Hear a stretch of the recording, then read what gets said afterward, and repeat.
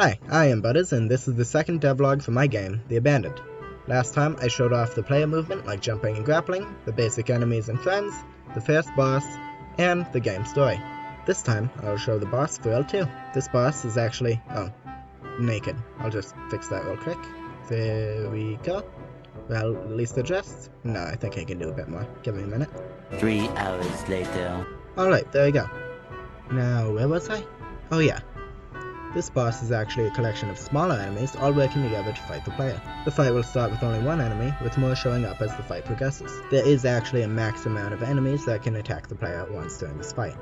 This max number begins at 2, and then slowly increases to 4 during the battle. Once all 12 of these smaller enemies are defeated, they will summon the true boss.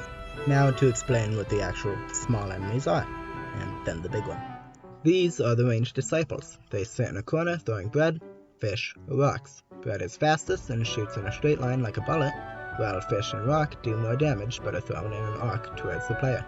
Next are the punchers. They walk around until the player comes near, where they will start chasing them with increased speed and even jumping to chase the player over obstacles. Then the fishermen. They act as more of a support for the other disciples, since they don't do any damage unless the player happens to walk into them. But they do cast their fishing line from afar, and if they catch the player, they will then be pulled towards the fishermen. After pulling the player towards them, they will jump away.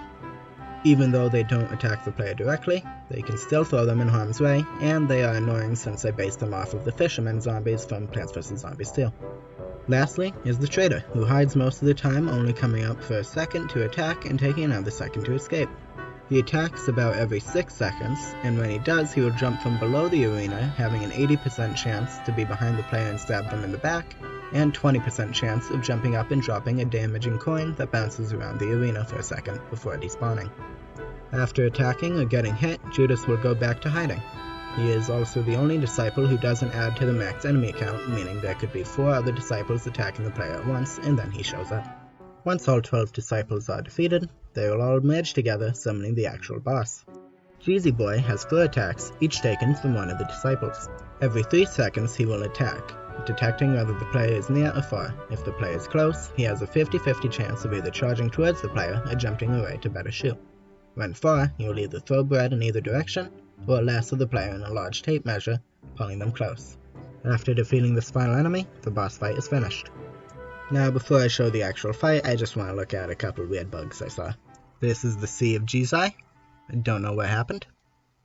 This one was just weird. All he did was touch a wall and he crashed the entire game. How? And this one I just love. He's just dancing. He doesn't want to fight. Alright, now back to your regularly scheduled program.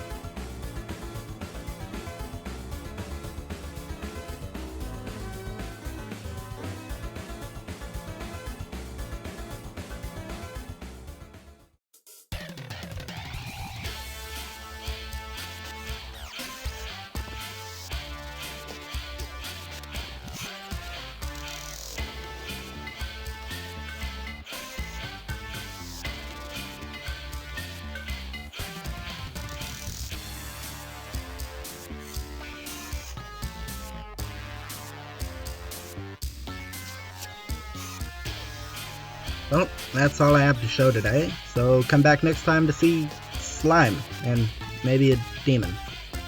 Bye.